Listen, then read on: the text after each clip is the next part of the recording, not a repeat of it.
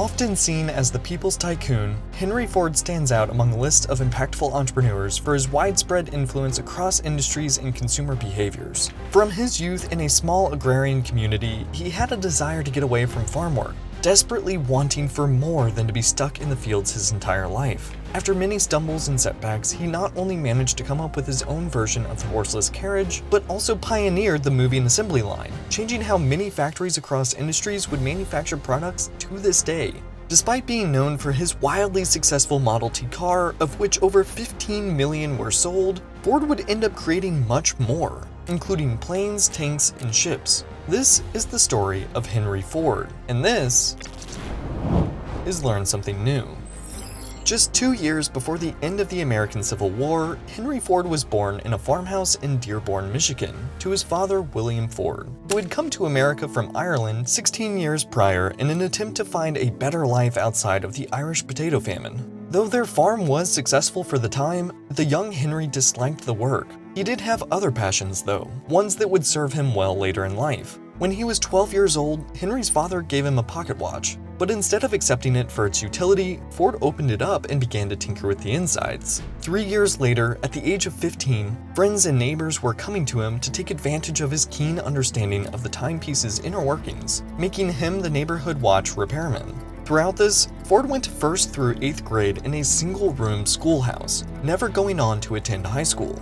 And while his father expected him to take over the family farm one day, it would come as a surprise when Henry took off shortly after the harvest of 1878, running away at the age of 15 to go live in Detroit, a city that would one day become synonymous with the Ford Motor Company. But seeing as how that was still decades off, Ford moved in with his aunt Rebecca Ford, taking a job at the Michigan Car Company Works. Although this would be his first foray into the car manufacturing world, he likely got very little from it, being fired a mere 6 days after starting, leaving him no choice but to return home to his father. Though at this point, William Ford understood Henry had no love for farming, and got him a job that he might be more passionate toward, a machining shop.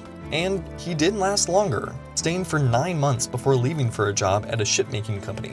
All the while, Ford was repairing watches on the side to help cover all of his living expenses. Still struggling for money, however, he moved back home once again and began operating a steam machine for his neighbor, operating and repairing steam engines for the next 2 years. And even as he helped out his own father on their farm, his mind never left tinkering behind. So in the off-harvest seasons between 1888 through 1890, Ford enrolled in a business university in Detroit, despite never having received any high school education. It was here he learned general business practices like bookkeeping, as well as how to use mechanical drawings. It gave him enough confidence that by the time he was 27 years old, he was convinced he could build his own version of the horseless carriage that was drawing in crowds after it hit the scene 4 years earlier. It was clear to him, however, that he didn't know quite enough about electricity to pull it off. So in September of 1891, he took a job at a company that was known for being at the forefront of electrical innovation, Edison Illuminating Company. In just over a year, he was promoted to their chief engineer, and after another 2 years of working there, he had completed his first working horseless carriage, naming it a quadricycle,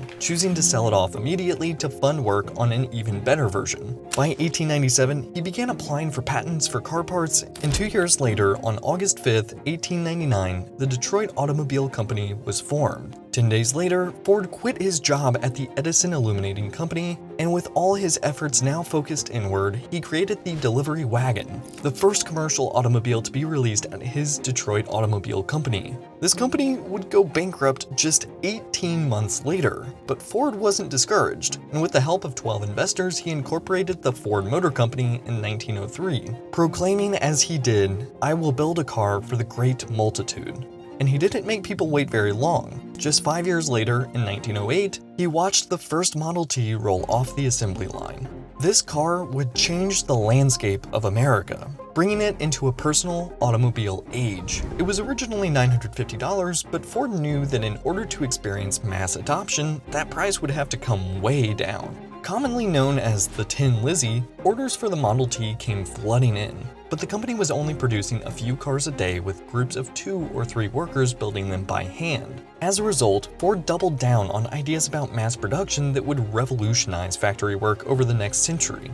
He used large production plants with a moving assembly line and standardized parts for each vehicle, significantly cutting down on the time and money needed to make each vehicle, as well as getting them out to customers far quicker than anyone else on the market. As more people got their hands on the car, demand only increased. To get more workers in the doors, Ford increased daily pay for his workers to $5 for an 8-hour day. Compared to the $2.34 for 9-hour days, this was a huge jump and set the gold standard for others in the industry.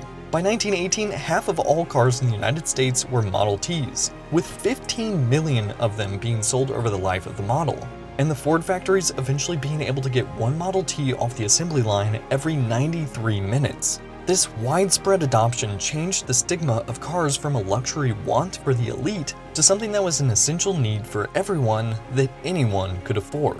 In 1922, Ford was the wealthiest man in the world, but reportedly had a strong distrust of accountants. Instead of having an accounting department at the Ford Motor Company, he would just guess how well the company was doing by separating the company's bills and invoices and seeing which stack was heavier. Even though he's best known for his advancements to cars and factories, Ford took on numerous side projects. Perhaps stemming from his youth, Ford began developing a tractor called the Fordson in 1906, producing them internationally to wide acclaim. He was also an ardent pacifist, opposing war of any kind. Though once it became clear the United States would be entering World War I, he lent his engineering skills to the military, designing the Eagle, a ship designed to detect and pursue enemy submarines. And after the Japanese attacked Pearl Harbor in 1941, the Ford Motor Company actually stepped up to become one of the largest US military contractors, supplying planes, jeeps, and tanks throughout the remainder of World War II.